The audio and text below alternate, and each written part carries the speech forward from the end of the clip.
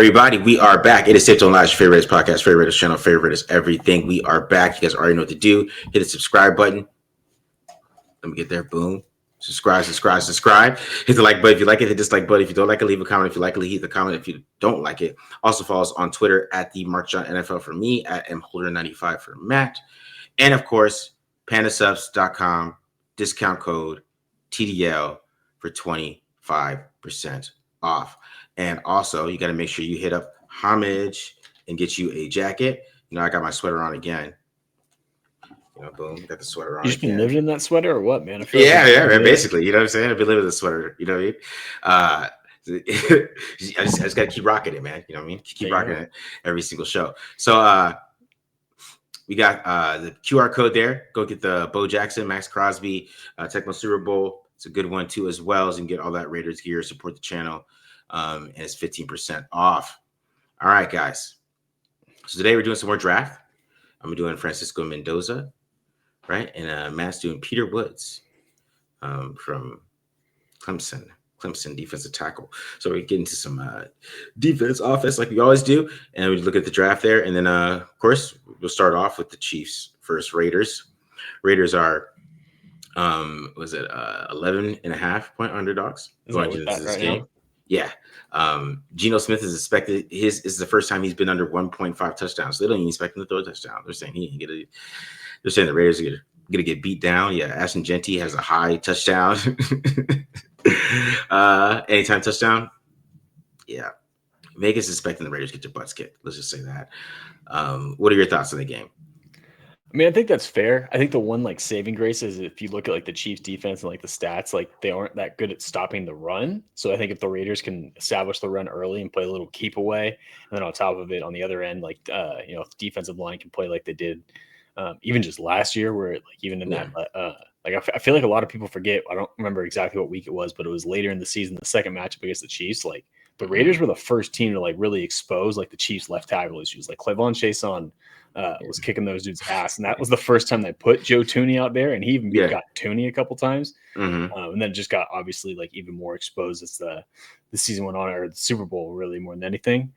So I think if they can do that, especially if Josh Simmons, it sounds like he's in sort of a weird situation where he looks like he's probably not playing this week. I don't know what he's got going on there.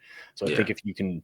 If they can win in the trenches, I guess on both sides of the ball, and on top of it too, Genty has his game, that's kind of the formula for the upset. You know what I mean? If you can make it what Christmas Day, what was that 2023, where Raiders had a pretty good job running the ball. Zamir White had the best game of his career, and on the other end, they won in the trenches on defensively too. I think that's the formula you want to follow, but it definitely feels like going into the game it's gonna be a struggle. They're gonna have to play their A game because the Chiefs they're playing pretty damn well right now. They're hot, winning 3 of the last 4, and as we know, the Raiders are not.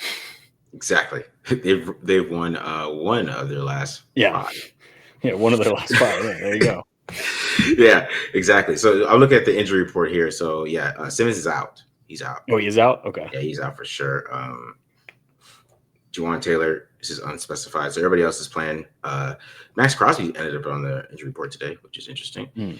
And then Brock Bowers, this is how important this game is to them, is that they try to give Brock Bowers a run, limited practice, but he's doubtful. So that means they just say, Brock, let's see what you got. Do you think maybe? See what you have the knee going. I think I saw something. I think it was Vinny that tweeted that he didn't have a knee brace on. So maybe, I don't know, step. But yeah, I think you're right. It's Brock, we do want to keep you healthy, but we could also love to beat the Chiefs and get people off our ass for a little bit. Go to the bye week. How about we see what that knee looks like this practice? All right. Now he's doubtful. So that's how the knee went. Okay, all right. You can't play him then. All right. But yeah, that's gonna be a lot of the keys of the game is it could be running the ball and pass rush. I mean, that's how you beat the Chiefs. We could do all these Chiefs breakdowns, but you gotta do what the Eagles did, and that's how you stop them. And that's what the Raiders did 2 years ago. So the formula is to beat the Chiefs. To me, always, and I say this all the time, is just make Travis Kelce chip block. He hates it. He's angry. He throws helmets when it happens. He's pushing Andy Reid. You know what I mean? He doesn't like it. So that's kind of what the Raiders have to focus on is once you have him chip blocking, which they're going to have to do it because they can't really leave Max Crosby out by himself.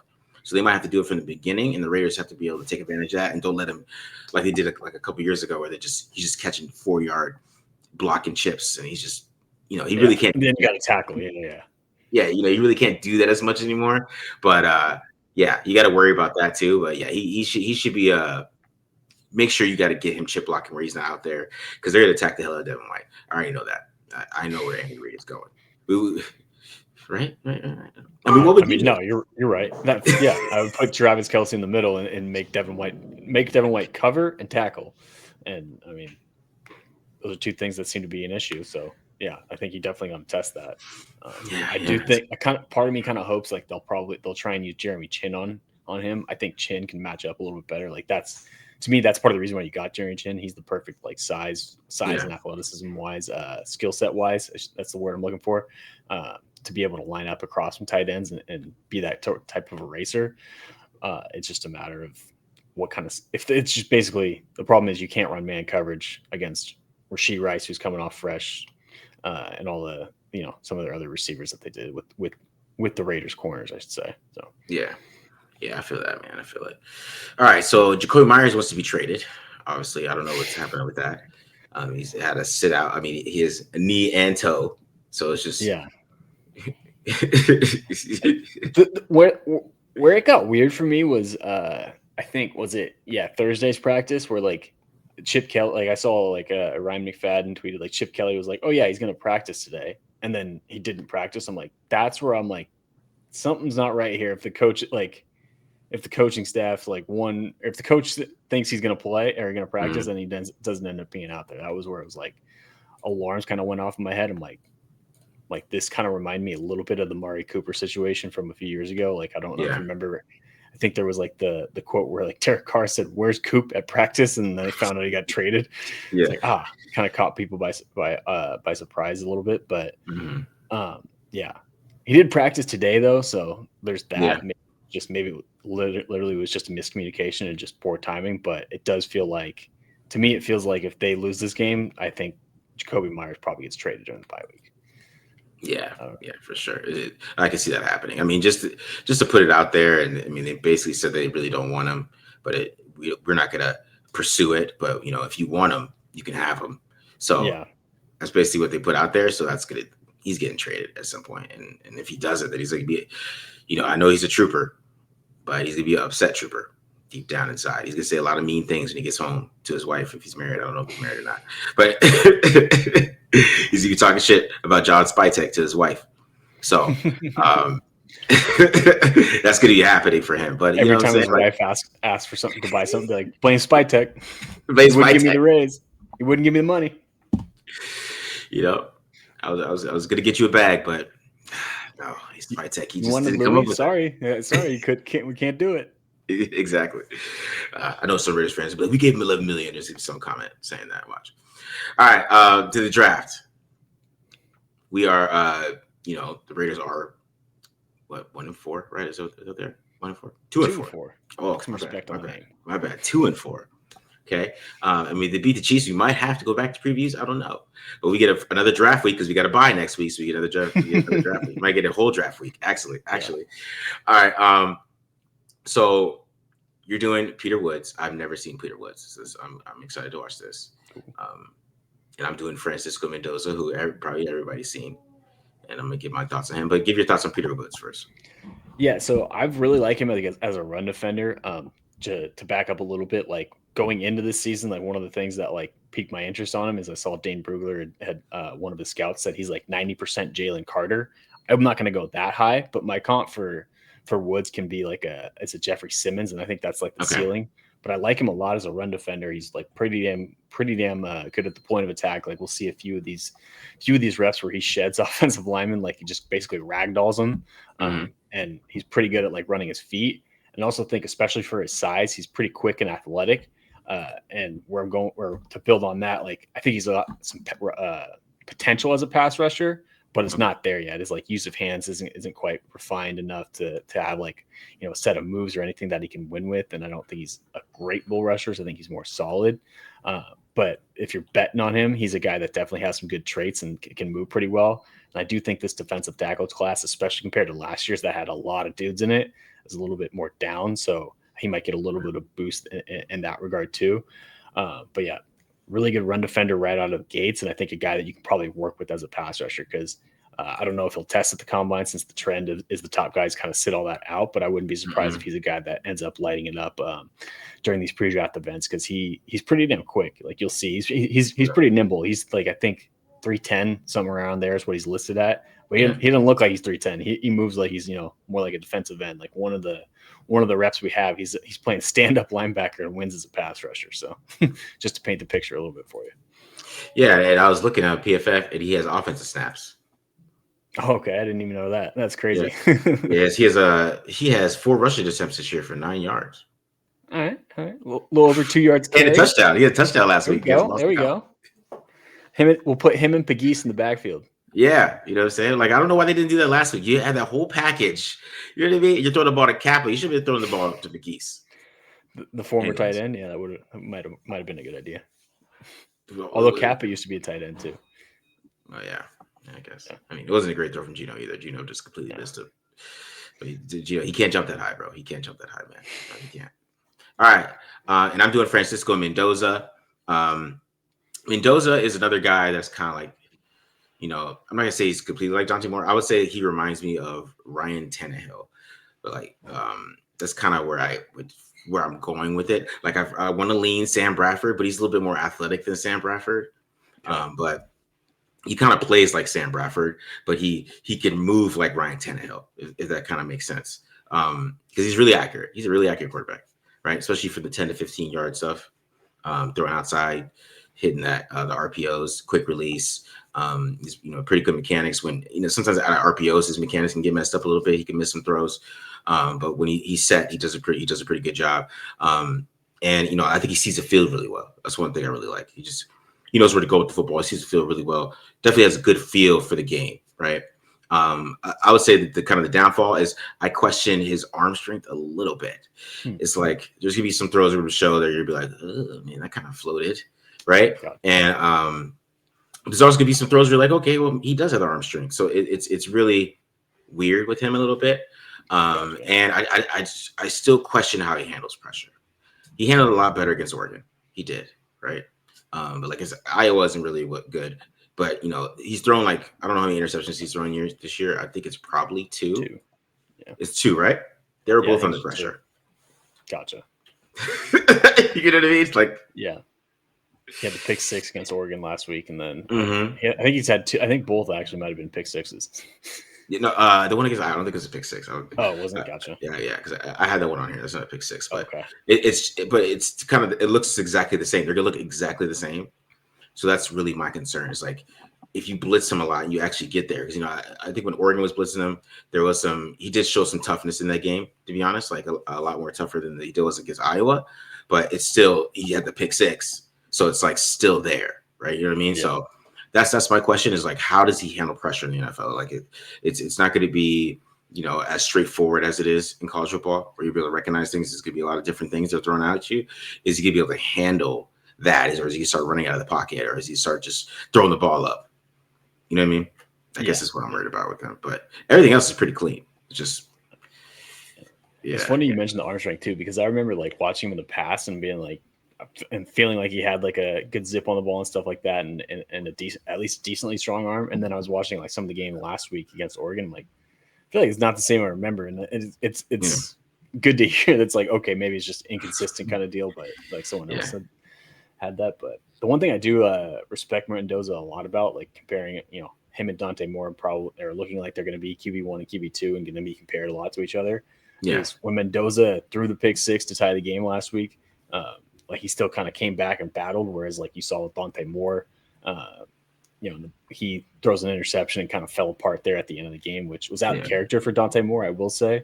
But again, in a game like that setting, it was nice to see one guy make a mistake and then kind of bounce back and just bounce and rally and end up throwing what ended up being the game-winning touchdown late in the game to win a massive top 10 or I think it was top 10 matchup and give Indiana a chance to to compete in the or compete for a Big Ten title. So definitely give him some props with his mental resolve. Yeah, for sure. Because I mean, especially on the road too. That's a big thing. Yeah, also a big for sure. Yeah. All right, dude, let's get into some Peter Woods. All right, you got me up there. Yeah, I got you. All right, I'm gonna start with the plays against the run, and you'll see a lot of what I was talking about with the strength point of attack. Now, this one, like, right, what I like about this too, or what I shouldn't say I like about this is he is gonna get beat off the ball a little bit here, where like you can see this tackle goes to reach him and he's a little late for it. Yeah. But because he's so damn strong, he stands that guy up and still gets into his gap. Like he still wins at the point of attack and wins the rep. And then on top of it, running back actually does a decent job of seeing this like backside cutback lane and trying to hit it. But Woods, because he's again winning at the point of attack and standing up this offensive tackle, able to escape and then end up making the tackle for a short gain. It's a strong man. Yeah, trust me, you'll see a few more. These ones coming up are going to be even better. This time taking on a combo block. Center and guard here. Again, this is what I'm talking about with the ragdolling. Like stacking and shedding, it looks just easy for him. Mm-hmm. Like just getting off that block and again going in, factoring in that on that TFL. Like you see it one more time. Just tossing that dude to the side. So definitely violent with shedding too, which is something that I like. This one's even better. God damn. Definitely want to see him make this play, but again, I mean, right now we're in our gap. Good positioning. You can see nice wide base, good hands, good pad level, really good pad level on this one. And then just boom, quick toss. And you got to make that tackle though, man. You know what I'm saying? Yeah, for sure. And I like to like he recognizes that he can use this O lineman's momentum against him. Right, this is like an outside zone concept, so he just tosses him the way he wants to go. And again, has the quickness too. Good example of that to cross face. Coming from last year from the playoff, another little combo block. And what I like about this rep is you see how like well he just keeps his feet moving to avoid getting reached. Again, another outside zone concept, which is tough for these bigger guys to, especially when you're getting the combo block. It's tough for these bigger guys when they're at the nose spot to be able to defeat the combo and avoid getting scooped or reached. But he just does a great job of just beating the center. Again, like you'll see, like center never has control of that block. Escapes and goes and gets involved in the play. You just saw how athletic he is, man. That's the first thing he's jumping off. For sure. That's why I think you're getting a lot of the Jalen Carter or some of the Jalen Carter comparisons. Again, not there yet, but big and strong we've seen before. I mean, this one right here, like splits a combo block again and really just wins with his get off. This one's a lot more representative of his initial quickness than that first rep we saw where he's a little late off the ball. See, he just gets in the penetration. And that's this is Banks, the Saints' first round pick. So beats him inside, ends up getting a tackle for like a 1 yard gain. All right, which one is this one? So I will say on this one, I'm not a huge fan of him taking on both guys here instead of just like attacking the guard here. Like you'll see he tries to get one hand on each, but he's so damn strong. It doesn't really matter. Like he still pushes the center backwards with his left hand. This is the most college football player I've ever seen because this is like I'm just better than both of you. Exactly. Like I like it too because he's tying up the guard to like free up 17 here. I think that's Wade Wood has. To just shoot that gap, and then on top of it, keeping the center away from him so he can split the blockers and end up getting called for the tackle. That's a rep right there. Yeah, this is why this dude's a potential top 5 pick and probably a top 10 guy. This one's an even better example of the quickness. I also like the block recognition here. Like you'll see, he's going to notice this guard pulls on the counter, so that's a good indication that the center's coming down on him. And once he sees that guard, like you'll see, like right here, like he's got his eyes on the guard. Once he sees him start to leave, sorry about that. Once he sees him start to leave, now our eyes are on the center. Quick little swim move to beat that center and beat him across the face. Again, just go make the tackle right at the line. Boom. So got a couple ways to beat blocks too, which is nice. He can stack and shed and has a nice little swim move that he can escape on. Yeah. This one was just hilarious to me. I'm pretty sure he's supposed to stay in maybe he's gap exchanging. I don't know, because 17 kind of stays in there too. but I think he's supposed to stay in there. So he takes a gamble here. Mm-hmm. But when you gamble and can just make that guy miss, and then make the guard miss too. Yeah, and then get underneath the puller. Wow. Yeah, pretty good rep. Because they're trying to kick out 13 here. This is Boston College's on the power call. But I think the guard just gets caught off guard. The guard gets caught off guard. Mm-hmm. Weird sentence. And Woods does a great job of just getting underneath it, and then he says, "Screw it, I'll make the play." Wow. Yeah. So quick and strong. That's part of the reason why you're seeing traits that that the NFL is going to love. I mean, this one, to be honest with you, is more just about him beating the chop block here. Mm-hmm. Yeah, gets his hands up, and then the closing speed. Wow. That's what I'm talking about. He moves more like a D end. Yeah. For a 310-pound dude. I want to see the pass. Like now, like how does that guy not get sacked? So I'm super interested. He's just I think part of it's his pad levels, like not inconsistent and whatnot. And I think and like I said, his use of hands isn't great. Okay. But yeah, there's gonna be a little read option here. Again, playing end, and just does a great job of playing both. Like he gives the quarterback a give read here by keeping his shoulders square or perpendicular to the line, parallel to the line. Man, I'm just messing it all up. And then once he sees the handoff, now he squeezes and reduces, and ends up making the tackle for like a 2-yard gain. Again, just the impressive movement skills and whatnot. Good Lord. Here you get a little bit of the power here. Now, obviously, again, similar as what we saw before with the missed tackle in the backfield. Do want to see him finish with the sack, but the power on this line game to walk the center back into the quarterback's lap here, we'll take that. Also, part of the reason why he doesn't make it is he trips over his teammate. But yeah. Okay. Yeah, I don't know. I can't remember exactly how many sacks he has, but it's not many. That's part of it. He doesn't quite have the pass rush production that you would like from a defensive tackle. Now this one happens a little late. Like I think he's probably playing the run at first because the Boston College is going to pull the guard in front of him to sell power, but eventually he does a nice little push-pull move and ends up getting a QB hit. You'll see great hand placement, got his hands inside, and then the strength takes over and pull those shoulders down. Ends up getting contact, forcing that ball out. This is the other thing I think excites myself and a lot of people about him is you can use him on stunts with that athleticism. You can see there's like no wasted movement as the looper here. Again, just part of the pass rush potential. Like we'll see another rep here. It's basically the same thing where that's how he got both of his sacks against Boston College in this game. He's just being a looper, which is kind of unique for a defensive tackle. Yeah, would like to see him get a clean escape. He lets the center hold on to him for a little too long. Yeah, but either way, still getting involved in there, getting the sack. That's the rep I was talking about. Now this is where you get really excited because I said his consistency with the use of hands not good. This is a perfect move right here. Like fake the stab and then just knock the outside hand down, went around the edge. Look at the bend. The bend is what I'm saying. Like, what is this? Flat path. Yeah. That's why this guy's probably gonna be a top 10 pick. Good Lord.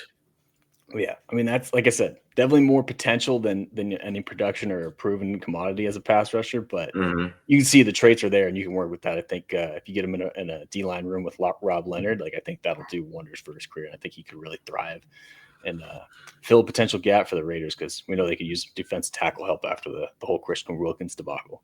Yeah, because I mean that's what you reminded me of when I was watching. I felt like I was watching a little bit of Christian Wilkins a little bit. I know he's bigger, probably, in size, but like just the way that he moves and the movement. I mean, the athleticism is really what sticks out to it at that position. And that's kind of what reminded me. It's probably because he was in a Clemson uniform too. I guess probably that helps. It did help it a little bit, but I'm pretty sure that's what Dabble Sweetie does. He reminds me a lot of Christian Wilkins. But yeah, I mean that's the kind of what popped out to me, but it's just super interesting, man. Like, how he has an issue with like rushing the passer. You figure that how athletic he is, it wouldn't even matter because And just because he's not going against the greatest talent in the world every single week, that he'd be able to get more pressure. Oh, Matt, you're on mute, I think. My bad. My daughter was right here making noise, so I put on mute. You good? Part of me wonders if it's like a Clemson thing, because like TJ Parker's their edge rusher who was getting a lot of hype going into this season. And he's kind of like has been underwhelming as a pass rusher too. So yeah, it might just be a system thing. And Clemson's got a few issues with their coaching staff and how they're running it. So yeah, sure. They just fired. I think, was it Tom Allen? I think this is year 1 or 2 for him in there. So I don't know. That's a lot of things going on down in South Carolina. With they're missing Brent, is what you're saying. Yeah, a little bit. Yeah. Should never let Brent get a job. All right, so here we go. Let's do some Mendoza here.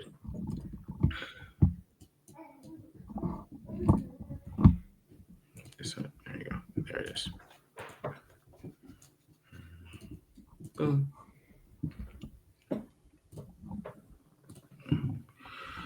All right. So let's get into some Francisco Mendoza. Start off with this little comeback here under pressure. See, like I said, against Oregon, you definitely saw some toughness here. You're going to get a little comeback here. Not really a comeback, in my opinion. It looked like he just do his back shoulder. He's just, Elijah Surratt. Am I saying his name right? Yeah, Surratt. Yeah. Surratt. Elijah Surratt. Yeah. He is a stud. So. Yeah, he had a monster game last week. Yeah, so I think they have a really good connection. That's a great throw, though. You can see it. Just the distance, opposite hash, on a line. So this is where you kind of get, okay, maybe the arm is big enough because he can make that type of throw. It's on a line. You know what I mean? Yeah. Let's see a backside here. Play action under pressure. Right there. Right on the money. Perfect pass. So he's just an extremely accurate quarterback. All right, so here's another one. You hit this other out here. Good timing, too. I always love his timing. He's always has good anticipation there. You can see it right there on that out route. And like I said, I like how he sees the field, too. Like you see him kind of look at this safety right here, right? He's right. So it kind of lets him know what kind of coverage it is. Mm-hmm. And he knows he's got one-on-one outside and just hits it right there. Boom. On time. Quick.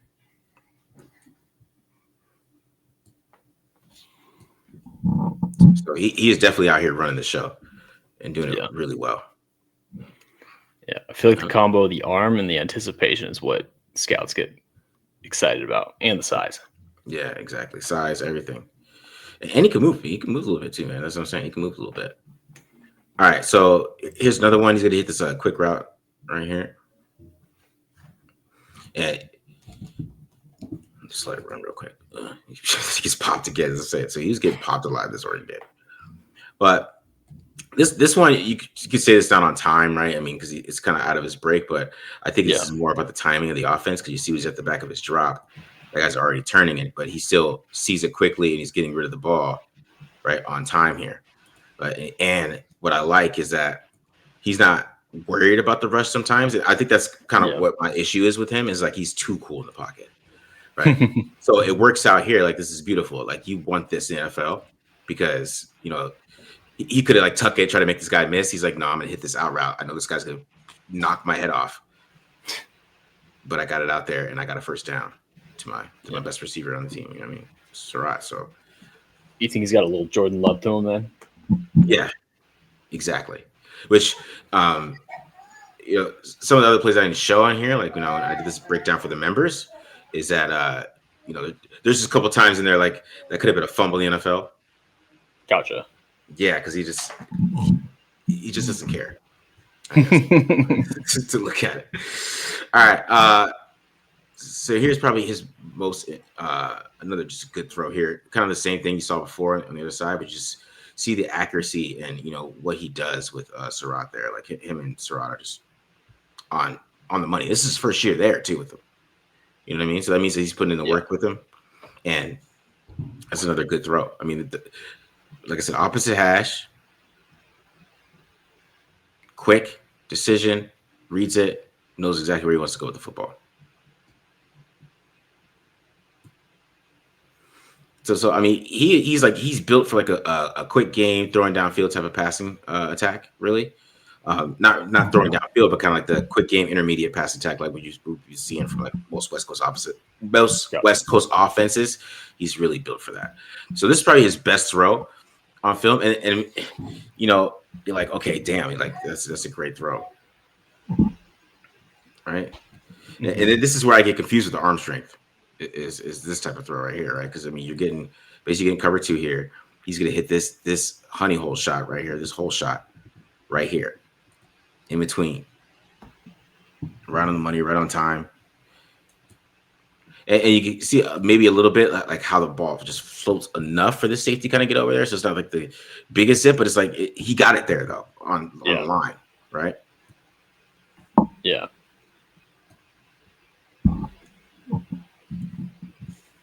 So yeah, this is more like. Go ahead. No, go ahead. What were you say? I was gonna say, do you think it's more like he's good, not anything special kind of deal? Yeah, and to me, like it could be like him making touch throws a little bit too. So, but it's just like it's a good arm, right? It's just a good arm. It's not like a big arm. It's just not something that's gonna be like, oh wow, that's a great throw. See how accurate it is, and it's perfect placement on time. And a lot of it is that with him, like he's on time. So just like this one, like he's on time, so he gets popped.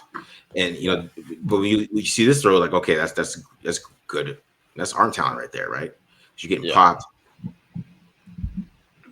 Okay, doing some, of course, our favorite play here, white cross here, and with a little Haas on this side. So he's got a little Haas seam, white cross, and I mean, he got popped right away, right? But that's what I mean. Like he's able to just see things quickly, right? He knew exactly where to go with this football. He knows, right? I got cover 3 as soon as the snap goes, boom. I can hit that seam right there with a great throw. That's right on the money. It's one of my favorite throws from him right there. This one, you kind of see his. He gets popped there. Number 1 blocks. Blocks a guy that's already blocked. But that's a great throw, right?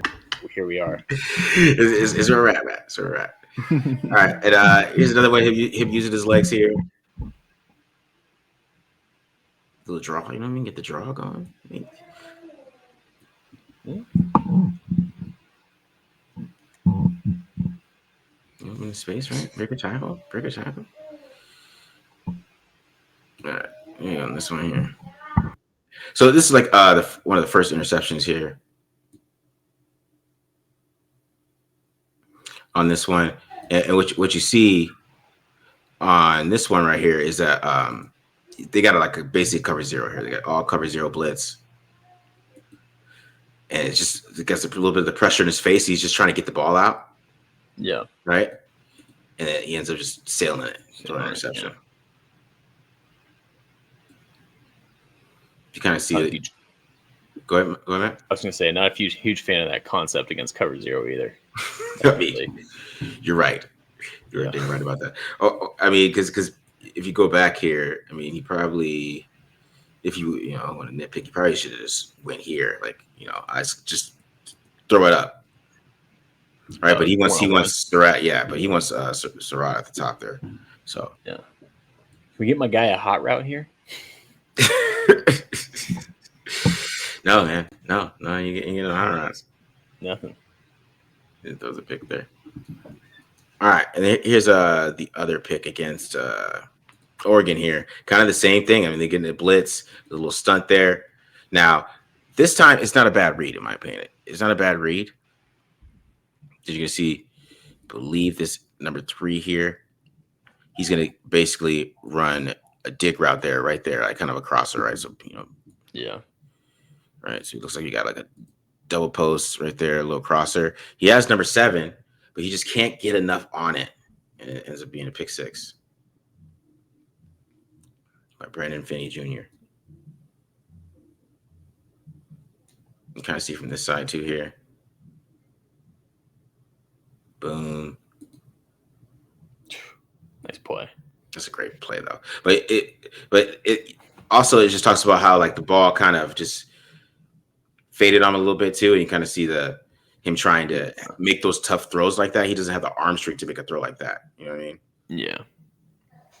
I can see what you're talking about. Yeah. Yeah.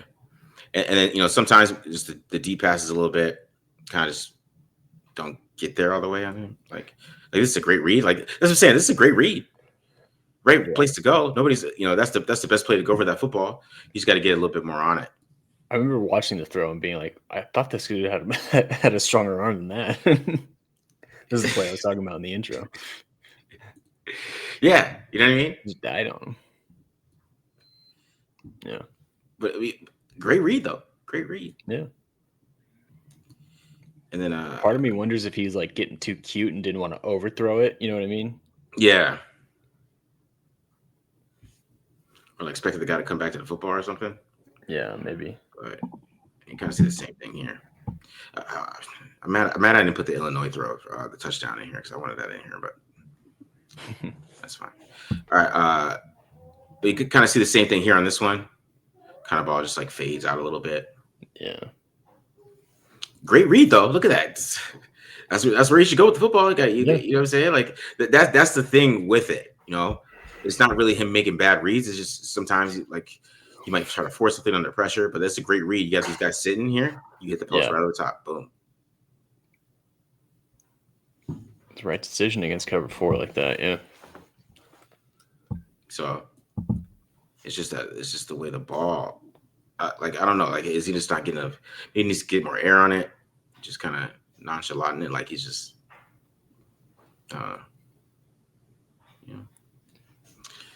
So that's it right there.